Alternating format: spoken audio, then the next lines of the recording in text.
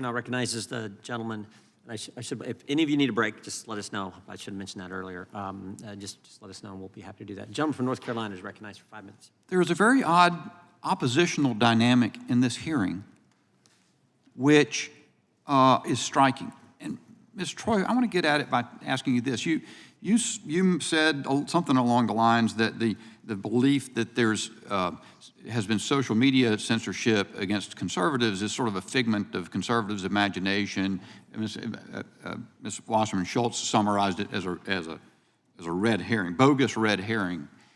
You're aware of the Missouri versus Biden district court decision that recited evidence that the White House, the FBI, CISA all engaged in working through the social media companies to conduct censorship. It was preliminarily enjoined. You're aware that the Fifth Circuit Court of Appeals has reviewed that, found that the findings of the district court were well supported by evidence, and modified and substantially affirmed the preliminary injunction against the government entered by. Are you aware of all that? And does it affect your view that all of this is a figment of imagination?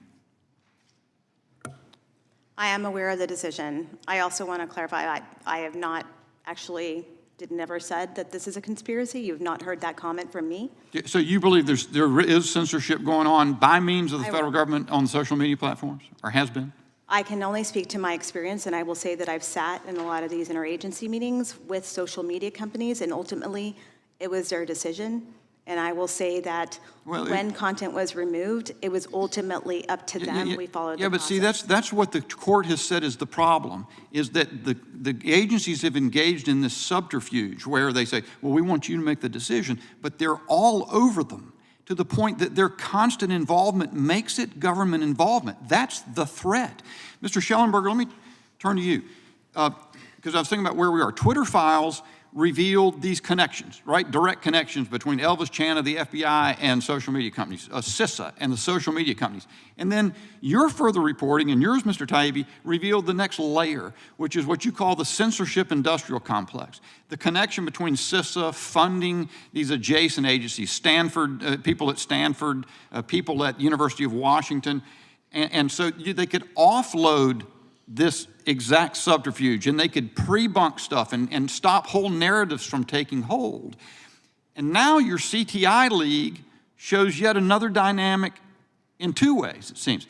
You've got this guy, we ought to get his name out there for folks, Pablo Brewer, you said, a commander with the Special Operations Command, I believe, at some point, and he's involved in this CTI League, but they got Israeli, you mentioned British intelligence, and you say this in part of your report, the authors, and talking about one of their reports, advocated for police, military, and intelligence involvement in censorship across Five Eyes nations, and even suggested that Interpol should be involved.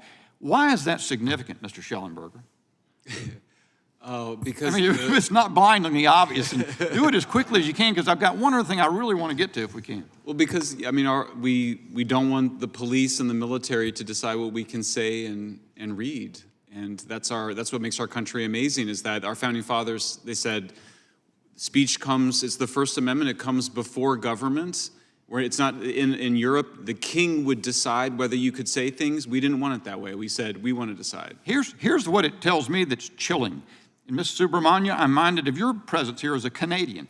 So if they can't do it directly from the FBI, then they get institutions, academic, pseudo-academic institutions involved. If they find that that's going to be blunted because we can go take their funding away because there's U.S. agency funding, then they get the Five Eyes involved. If they can't stop it here in the United States, they can go get the European Union or the other governments to say, we're not, or Canada, to deem this stuff to be threatening.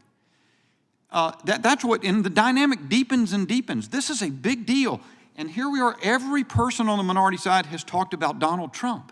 I would think, Ms. Troy and others, that if you're concerned, if you're genuinely concerned about Donald Trump as a threat, what we're talking about today should be all the more threatening to you, because we're talking about setting precedents and diminishing the ability of Americans to express themselves. So, Ms. Subramanya, back to you. Republicans have been involved in this, by the way. The former chairman of the Senate Intelligence Committee, Mac Thornberry, helped to repeal the Smith-Mundt Act. Nikki Haley said the other day that we ought not be able to allow to have anonymous Twitter accounts. What do you make of this dynamic that I describe in that and what you're seeing in this hearing? That the party that has established, frankly, the liberals established fundamental principles of free speech through the Warren Court. They've been continued consistently by the Supreme Court, but now they're under threat by the other side who just wants to talk about Donald Trump. What is going on? Oh boy. So, look, I can't speak to what's happening here in America in terms of the internal political situation here. What I can point to is the fact that I come from a country where free expression, the right to express oneself freely, has been under threat. And it happened in a very short period of time. It just happened under 10 years. And it's happening all over the world now. It's happening in Ireland. Ireland is about to pass legislation which is among the most, it's one of the most draconian hate speech laws in the world. They're trying to stamp out hate. How does one stamp out hate? It's part of the human condition. And this is extremely worrying. The government cannot define hate, but yet they have this legislation. It can even come down to a situation where you could have a meme on your phone and the Irish police would have the authority to come and arrest you, even if you haven't shared that meme. This is where we're going. It's straight out of Minority Report, where the precogs determine that you're about to be hateful when they come and arrest you. And this is happening in a Western liberal democracy. And so we have to look at the warning signs. We have to look at what's happening in Canada. We have to look at what's happening in Ireland and France and the EU. And you're absolutely right. The governments will find ways to go about censoring people. We know that's happening under the Biden administration, where they got media companies like Facebook and Twitter to deplatform content on their sites which the administration didn't like. But since it comes from a private platform, it doesn't violate the First Amendment at first glance. But if it was under duress from the federal government, then there are grounds to believe that it violates the spirit of the First Amendment. My time's long expired. Mr. Chairman, yield. Gentleman yields back. I mean, it's all frightening, but the name, Cyber Threat Intelligence League, it sounds like it's out of Marvel Comics. It's like they give it this name, but it's like it's frightening what's going on. The gentleman from California is recognized for